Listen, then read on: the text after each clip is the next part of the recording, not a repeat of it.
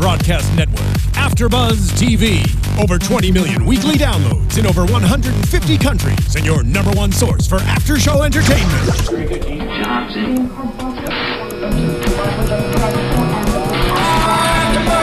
AfterBuzz TV, the destination for TV superfans, producing after-shows for over 300 of your favorite TV shows, interviewing celebrities and showrunners, and bringing you behind-the-scenes exclusives. All thanks to E! Entertainment's Maria Menounos, producer Kevin Undergaro, and internet leader Akamai.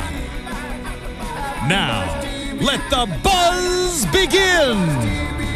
Hush, hush, AMC Turn fans. Welcome to another edition of the AfterBuzz Turn After Show. I'm your host, Megan Salinas, and guys, I cannot wait to talk to you about tonight's episode because it was amazing. I am so excited. First of all, I wanted to go ahead and let you guys know, obviously, you're probably wondering, for everybody who watched last season, you're probably wondering, where is everybody? Well, the long story is that, unfortunately, Captain Hooks and Private Joyce have been captured by the enemy and will be unable to attend this season. Scheduling stuff with the new airing schedule for the show, it's conflicting with other things at AfterBuzz and other things, so sadly they won't be able to join us. Luckily, General Schultz will be back in 2 weeks, but she is out for the near future, but she'll be back, so I'm looking forward to talking to her again because it's been a while since we've seen her at AfterBuzz. Before I go any further, I wanted to go ahead and take a moment to talk to you guys really quickly about iTunes. If you guys haven't done so yet, we would love it if you would go ahead and subscribe to AfterBuzz TV on YouTube. If you haven't already done so, subscribe to us on YouTube and iTunes. It really means the world to us. We love hearing from you guys. Go ahead and rate, leave a comment. It's very quick. Get through it really quickly. It means the world to us and to the people behind the scenes. We love hearing from you guys. So I want to know exactly what you guys thought of tonight's episode of Turn as well, Season 2 premiere.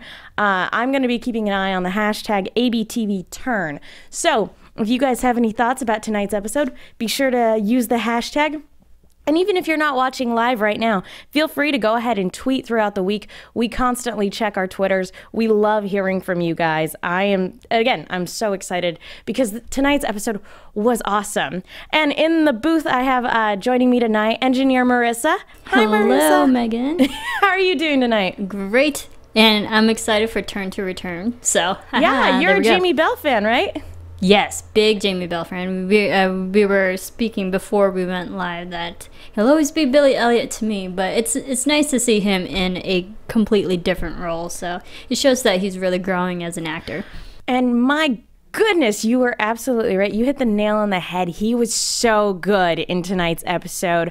Like the entire first season I was talking to you about, he was a very reluctant participant in the revolution. He was a very reluctant spy. He kept going back and forth as to whether or not he even wanted to do it. At this point in season 2, he is fully committed, and it is just awesome to watch him go because he's 100% dedicated to what he's doing now, and he will stop at nothing to actually get the job done. So it's pretty fantastic. And for those of you who haven't actually watched season 1 yet, it's all available on Netflix. Go out and check it out right now. It's also available on DVD and Blu-ray. So yeah, be sure to go binge watch that. I mean, there are tons of things to watch on Netflix right now that you can binge watch, Daredevil included. But sit down and watch this one because it's so, so good. Anywho, let's go ahead and talk about tonight's episode. Let's talk about the opening because one of the things that is very, very different in tone from this season, from the previous season, is that we start off with actually a great deal of violence. There was very little violence going on in season 1 because it's the calm before the storm. We got a battle here and there, but for the most part, it was all just kind of unsettling, disquieting because you know a battle's coming. And this one, there's action right out of the gate, right from the get-go. Because we start with sculptor Margaret Patience is her name. I'm sorry. Margaret Wright, and she is doing a sculpture of King George, And during a temper tantrum, it appears, she actually steals a document, and it doesn't take long before she's found out and killed for it. But what this does is it gives King George, he needs to call on somebody, and who better to call on than Robert Rogers, who was, you know, sent away by John Andre at the end of last season. Well, now the king himself has a mission for Robert Rogers. He wants him to go into the Northwest Passage to get that document back, destroy it, and destroy anybody else who might have seen it. And I wish I had gone back to like pause and actually look at what she stole, because I missed it, and I was sitting there going, oh my gosh, what did I miss? What was on that document? And I don't know if there was anything. Marissa, what do you think would be so important that they would send a mercenary to go and get it back at any cost? I think it might be documents on, private intel on, say, maybe a general or a leader or someone that they want to take down. Yeah, or, it has to be something of extreme importance if they're like, you go and you get this back, destroy it at all costs, and destroy anybody who might have seen it. That's extreme. Like, that's extreme for this show, because there's been very little fatalities in this show in terms of character deaths. Yeah, it seems like it. So whatever's on the documents are very important, and I think that will be probably a looming theme throughout all the episodes, if this is already, they started the season off with such an important object. Yeah, it's kind of like this, the MacGuffin of this season. It's like they just kind of threw it in there. So it's going to be interesting to see, and it's going to be interesting also to watch Robert Rogers go through the motions to try to get this back, because he's a mercenary, and he's a lovable mercenary. We love him, but he's not a good guy. He's a killing gentleman, as they put it. And that actually describes him pretty well. So it's going to be interesting to see him go out on this mission to get this document back, and whether or not he'll even want to return to the king with it, depending on what it is when he finds it. So that's going to be a lot of fun to sit down and watch that unfold. But meanwhile, back in Setauket is kind of an interesting character. Like, all of the characters who are still in Setauket right now, all of them are going through very, very interesting character relationship shifts. One thing to really note is actually Major Huet seems to be developing feelings for Anna Strong. Poor Anna, she just keeps getting all of these unwanted suitors. It's poor Anna. It's just unfair for her. But what happens is Abe suggests to Major Huet that he act as Anna's escort to the party that Abe and Richard and Mary are throwing in Major Hewlett's name to celebrate the recent victory in the town, driving those rebels back. And so Anne obviously accepts, so that she and Abe can talk about their upcoming missions, and the fact that Abe hasn't been able to give any signals because Mary knows about the secrets now. She knows that he's a spy, and it's just so interesting to see the back and forth between Mary and Abe, because while still trying to keep the secret, they're still trying to one-up one another and still achieve their goals. Mary trying to protect Abe from himself, as she puts it, and Abe trying to accomplish his spy mission. But he actually, and it's really fun to watch them go, because Abe thinks he has this whole plan thought out about how he'll go to New York under the guise of finishing his law degree, and Mary immediately counters that. It's a lot like watching a fencing match, actually, because she knows exactly why he wants to go to New York. He wants to go to be a spy. And so she convinces Major Huet that actually an armed escort is the only safe way, constantly guarding him at all times. So that was such an interesting dynamic. And in the wake of that, we get this very, very bittersweet scene between the two of them when they're finally alone together. And she admits that the main reason that she's doing all of this isn't just to protect their livelihood and their son, but because she's actually fallen in love with Abe, which is something that they never actually came out and stated in the first season. She has fallen in love with him. this was an arranged marriage in the wake of his brother's passing. It was done out of duty, and she has fallen in love with his courage and everything that makes him him, the fact that he's able to stand up for what he believes in. But he can't reciprocate that because he's still in love with Anna, and she doesn't care. She still loves him, and it's so tragic because in a perfect world, they could just be happy together. Everybody could pay, in a perfect world, Abe's brother wouldn't have died, but that's not the case. And it's really tragic to see the situation that they're in now, because she's now in love with somebody who can never love her back, even though they have a family together. It was really hard to watch. And even though Mary did a lot of things in the previous season that we weren't happy with, I feel really, really bad for her. And yeah, it's just such a shame. But Jamie Bell's character, Abe, on the other hand, he immediately has another tactic that he has to employ after being assigned an escort. This was actually really fascinating. He actually goes directly to Major Huet and says he wants to be a double agent. He wants to make up for past wrongs, as he put it, for being involved with the Sons of Liberty when he was in school, to make up for the fact that he was involved with the group that ultimately led to his brother's death. And I was so surprised. My jaw was on the floor when I saw him consulting with Major Huet directly, because he's playing it very, very close to the chest. And it was just really fun to watch Abe actually being, like I said, being fully committed to what he's doing and being able to do anything, including go directly to Major Huet to get the job done. Well, sure enough, it works. He manages to convince Major Huet that this is, in fact, the best course of action, and that secrecy is the best way to keep it. So he makes Major Huet promise that he won't tell his father, and also keep it a secret from his family. So he's essentially created himself the perfect alibi, because supposedly he's going to New York to study law, and he's supposedly being guarded by somebody the entire time, which actually it's pretty funny. The man who was assigned to guard him on the way to and from used to be under Simcoe's command, and so he's none too pleased that he has to escort Abe to and from New York. So that's a pretty fun back and forth.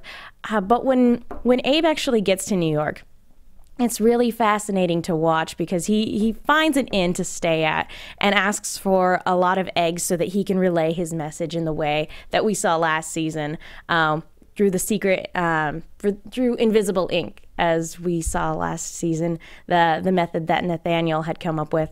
And so he's scouring all of New York and finding where troops are stationed. He's gathering all this information and relaying it that way.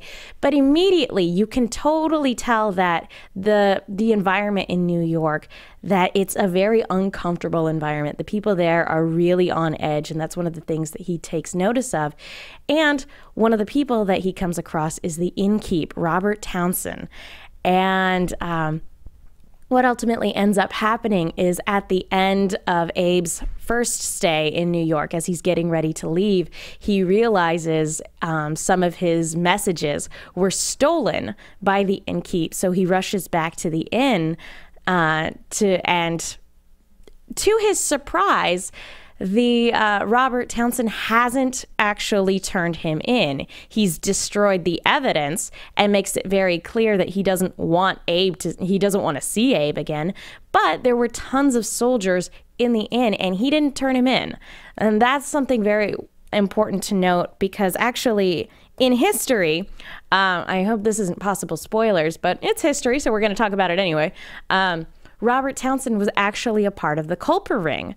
So again, this show is, Marissa, I don't know if you know, but the show, they refer to it in, the cast members, they refer to it as history adjacent. So they're like, yeah, we want to stick to history, but we don't want to be completely locked in to every single event that happened. Right, and if you really stick to every historical event, then that won't leave you enough room for creativity and whatnot. And this is a television show, so you have to have that room for entertainment as well. Exactly. They want a little bit of leeway, a creative license, I suppose you could say, with history. Absolutely. Yeah, and so it's going to be interesting to see if Robert Townsend actually becomes involved in the Culper Ring. I think that's where they're going, because if he wasn't going to be, I think he would have just turned Abe in right out of the get-go. I don't know. That's my thought. Perhaps. Perhaps. He just kind of seemed shady. They didn't introduce his name. They didn't give his name until the very end of the episode. And the entire time they shot him in a very like menacing, eerie way, in kind of a this guy is not to be trusted way. So I was really surprised when at the very end of the episode he said his name was Robert Townsend, because I'm like, that doesn't, wait, you build him up to be kind of scary. Why are you, if he's a part of the Culper Ring, why would you build him up this way? I don't know, well, that might be, you know, on their purpose, that they maybe want to just create an enigmatic character that the audience just has to maybe decide, is this good, is this bad guy? Is he friend or foe? Should we trust him? Is he a spy or is he not? Yeah, that's actually something interesting to note, is that he might already be a spy for Washington, and he sees Abe striding in here making a spectacle of himself, and he's like, gosh, this amateur, he doesn't know anything. So he could already be a spy, or he could just be somebody who's sympathetic to the rebel cause that doesn't want any trouble, but who will eventually be convinced to become part of the Culper Ring. So that'll be really interesting to see how that unfolds. Sounds like a fun character to keep following. Yeah, no, I'm excited to see what they do with him. But apart from Abe's storyline, I want to go back to Setauket to talk a little bit more about Anna, because Anna's been through a lot in the past season. She lost her husband because he was captured in war, and then when he came back, she had to abandon him again because Abe was staying in Setauket, and she's actually still in love with Abe, so she abandoned her husband to stay there under the guise that, you know, her husband was a rebel, so she had to abandon him. And lost her tavern, and now has to work for the man who now owns the tavern, and customers that don't respect her at all, because they just think it's hilarious that she now has to work at the tavern that they used to own. They think that's a hoot. And it's just really frustrating, and because all of the ladies of the town have also been gossiping about her nonstop behind her back, and just people in the town in general. They've been kind of jerks.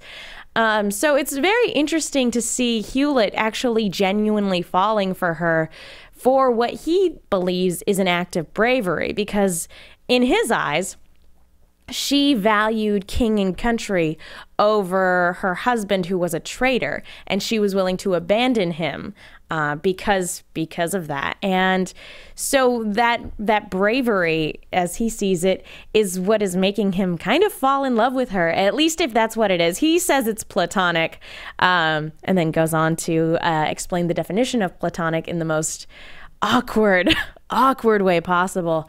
But so that's interesting, because again, the entire last season she spent fighting bureaucracy, and now that she's kind of won him over, it's interesting to see him trying to do her favors. He manages to get Mary to invite her to the sewing circle, where she is able to actually kind of, in a weird way, get them in on contributing to privateering, because the man who now owns the tavern works with a privateer to keep prices low, and they want to do a charity. So it's very interesting that she's now getting the sewing circle involved with nefarious people, I suppose you could say. Although the British would argue that privateering is 100% legal, even though they're basically pirates.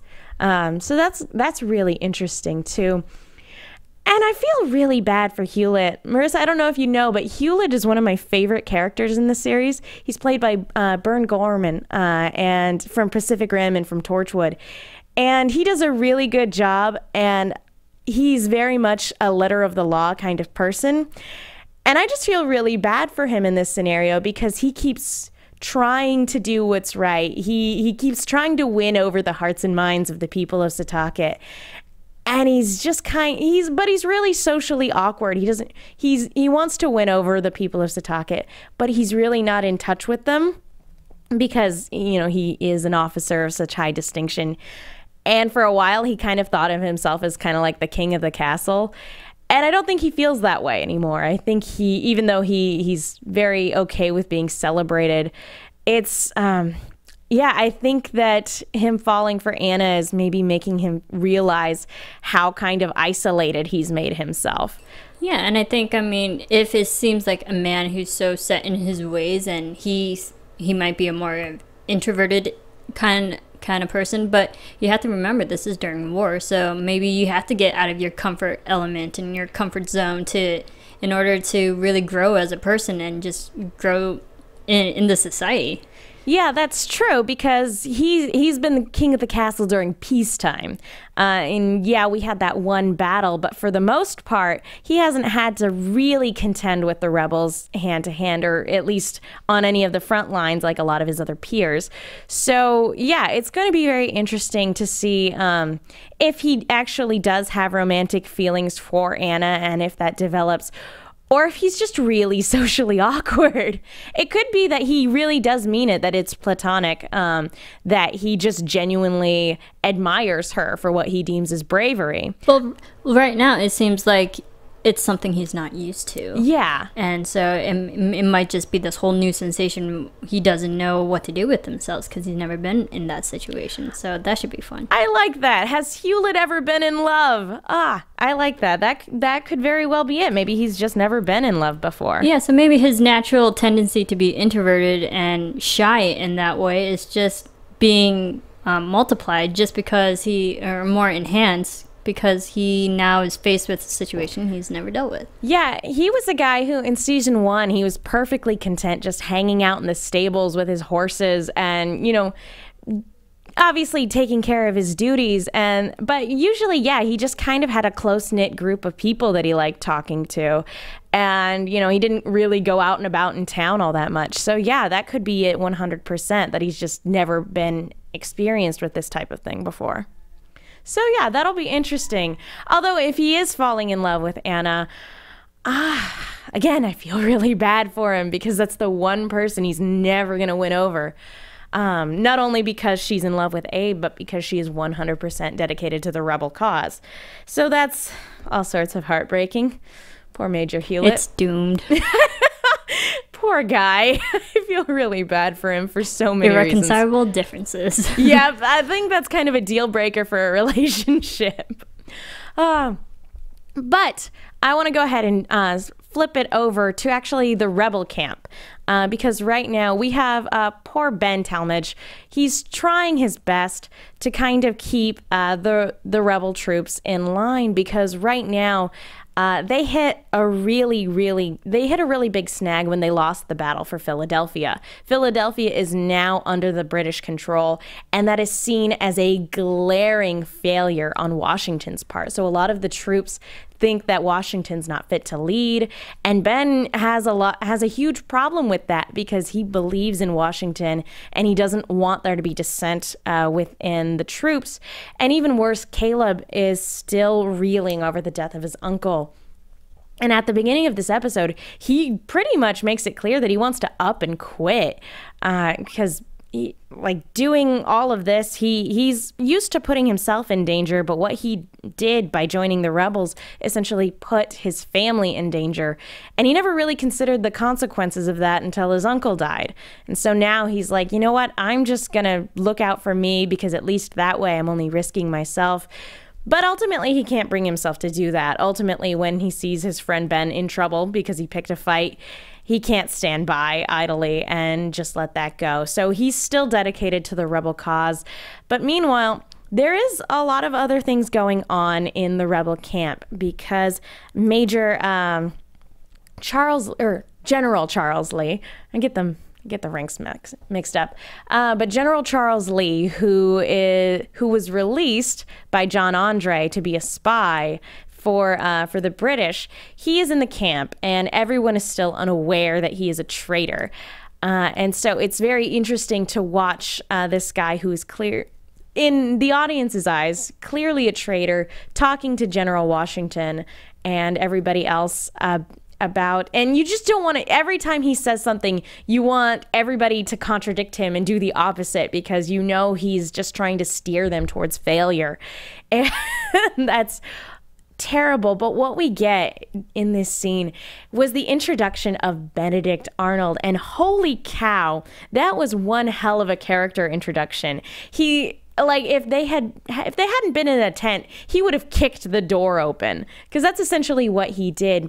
And it's awesome to watch this character go, because for the longest time, and a lot of people only know Benedict Arnold as the traitor. He's known as one of the greatest traitors in American history. And the reason for that is because prior to that, he was one of our greatest soldiers. He was, and actually John Andre brings this up, was the story of how he was able to turn the tide in a battle by being completely insubordinate. He had been ordered to retreat and he refused. He refused, and he was able to turn the tide in that battle and didn't get any of the credit. And unfortunately, he was injured in this battle. So now John Andre's plan is to come in and, while his leg is healing, allow the way they put it, his vanity to fester. So ultimately, and it's so fun to hear John Andre talk about this too, master planner that he is, to that he thinks of it as a dance, that he can somehow dance, with Benedict Arnold, that he can somehow, through the motions, get him over to the side of the British and get him to be a spy for them, which obviously we know history ultimately works. So that's going to be heartbreaking to watch, because this is a man that not only does George Washington really, really respect, but who also respects Washington in return. You can see that because they both understand what it is to go into battle, and they know what it is to go into war. And so it's going to be heartbreaking to watch. I was actually really impressed with how they're portraying him. Oh, go ahead. I have a question. Go right now ahead. That they brought Benedict Arnold into the story, and we know he's one of the biggest, like as you said, biggest traitors of America, do you think the first man that we talked about earlier, who was, shot in a very shady way, do you think he's also bad too? Would they bring two characters in the same episode who are both potential spies? Well, yeah, it's... In all honesty, I think Lee is going to get found out before Benedict Arnold gets turned. Towards the end, we get a lot of hints from that because Abigail, towards the end of this episode, she sends a message to Anna stating that Charles Lee is a traitor, because she overheard John Andre talking about that. So now that information has gotten to Anna, hopefully she can get that out to Abe, who can get it out to Ben as soon as possible. But who knows? We've seen before that information is key, and that and we've seen just now that Abe's strategy didn't necessarily work. So who knows how long he and Anna will have to sit on this information until they can get it out to Ben and Caleb. Because Abe's strategy in New York didn't really work. So it's going to be interesting. I don't think they'll be spies at the same time, but I'm hoping that Lee will get found out soon, and that Benedict Arnold's turn will come later. Because I imagine that it's going to take time and a lot of frustration on his part before he will be able to be convinced to go over to the rebels, or to the British side. It's going to be interesting. Yeah, because as we know, Benedict Arnold, he's done a lot of battles up until the point where he defected. So yeah, I think Benedict Arnold's character will take a few episodes to get to that point where we know him as that traitor. Yeah, when he was introduced, he was the veteran of 11 battles, I think is what he said. Which, considering this is wartime, that's really not bad. So yeah, no, it'll... And actually, what they do... and I'll get to that when I talk a little bit more about John Andre's side of the story. But they actually introduce another character towards the end of this episode that will be probably integral to getting getting Benedict Arnold over to the British side. Again, spoilers, I suppose you could say. Thanks, history. You spoil all the good shows. So yeah, that's going to be interesting. But I do want to talk a little bit about John Andre and Simcoe. Okay, Marissa, I don't know if you remember from last season because you were engineering, but I said Major Hewlett was one of my favorite characters. John Andre and John Simcoe are my favorites of the series. Actually, it's kind of like a three-way tie, but honestly, I find them to be the most interesting characters in the entire cast. And that's saying a lot because they're all really cool. Now they have to battle to win your heart. Kind of. Everybody used to make fun of me last season for having this giant crush on John Andre. No, but I think that's good. If there are already 3 guys now that you're interested in, it shows that their characters are doing something right. As characters. Yes, no, I completely agree. But it shows that their characters are intriguing enough for you to like all of them in certain different ways. Oh, yeah, no, there's something interesting about each and every one of them. I like characters who are very much the letter of the law, like Hewlett is. Simcoe is an enigma wrapped in a mystery. He's such an interesting layered character. And this opening scene with him is actually very much illustrative of that exactly. We actually had Samuel Roken call in last season, and he was talking about how Simcoe in real life was a poet. And we actually got to see that a little bit because at the beginning of the season, he's been court-martialed. He is stuck in a basement with a bunch of other, I assume, court-martialed people, filling out forms with very little light. It looks more akin to a prison than it really does an office where disgraced officers have gone to fill out forms. Well, I think any clerical work is already a self-prison. Yeah, they pretty much stuck him in a cubicle. It's kind of sad. But one of his superior officers comes in with some of his poetry and reads it in front of the entire group to try to disgrace him. And it's very sweet, very heartfelt poetry, which you would not expect from Simcoe because he is, as they used to describe Robert Rogers, he's a killing gentleman. He is a very, very barbaric person when it comes to violence, when he sets out to do violence against other people. But in his hearts of hearts, he's still human, and he's still very much in love with Anna. And it's another tragic thing. I feel like he and Hewlett Hewlett and actually Mr. Strong should all join a club about people who are in love with Anna, who it's unrequited, because they would have a lot to talk about, I'm sure. But he gets a message from John Andre, and what's delivered to him is a message that says, "Come here post haste," and in the package is the knife that he used to stab a spy at the dinner table when he was dining with John Andre. And so that sends a very clear message about what John Andre needs him for. And sure enough, after knocking that guy around for reading his poetry aloud, he runs to go and see John Andre. And John Andre wants to put him in charge of the Queensmen in the wake of Robert Rogers being sent away, because they need a new, very barbaric person to lead them out on missions. And he needs somebody who will follow his orders, but who can also get them into line. And sure enough, Simcoe is precisely that person. And what's happening here is that Simcoe, being put in this position of power, yes, he sees it as a demotion, but he is now free. He doesn't have to work at the desk anymore. He can station his troops wherever he wants to. And he made it very clear to Abigail that he's going back to Setauket. So at the very end of this episode, it was a pretty phenomenal scene, but he actually kills a man in order to establish his dominance as the leader of the Queensmen, or the Queen's Rangers. And yeah, it was this fantastically set up scene with a lot of great tension. And now that he's got these guys in line and that they are now not going to oppose him, he's going to march them straight to Setauket.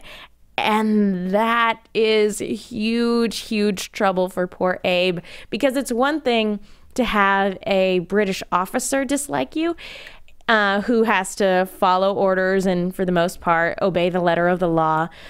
It's a completely different thing to have the head of a group of mercenaries gunning after you. So that poor, I hope Abe plans on staying in New York for a while, because that's going to be huge trouble for him later on. And let's go ahead and go back to John Andre, because in Philadelphia now, which is where he's currently stationed, he actually has this really great conversation as he's looking over a lot of Benjamin Franklin's inventions. And this is one of the things that makes John Andre a really great character too, is even though he's on the side of the British, he very, very much respects and admires a lot of the people on the side of the rebels. He loves looking at Benjamin Franklin's ingenious inventions. He admires the fact that he doesn't have any limits when it comes to his imagination or his curiosity. And that's a lot of fun to have a character like that, because it would be so, and I know I talked about this last season, but it would be so easy to paint all of the British soldiers and all of the officers as just kind of mustache twirly villains. But it's so refreshing to see them actually portrayed as human beings, people who, even if they're on opposing sides, can admire one another. And that's one of the reasons why John Andre himself was so respected in real life, in history. So it's really great to see that at play. But speaking of a dance, and that was the main thing that he said he wanted, that was the metaphor he was using when it came to turning Benedict Arnold. He actually uses a dance at the end of this episode to get Margaret Shippen on his side.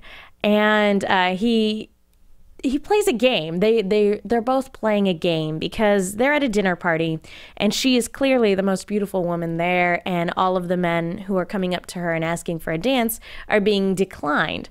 So John Andre, seeing this, he knows that if he is going to dance with her, he has to try a different strategy. So sure enough, he asks her friend to dance.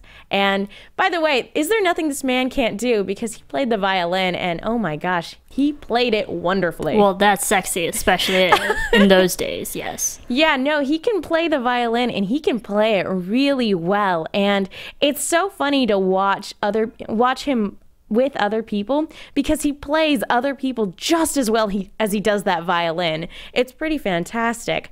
And so eventually, yes, they end up dancing with one another, and she admits, she's like, okay, yeah, I'm not that easily convinced. You won this dance, but who's to say there's not going to be another one?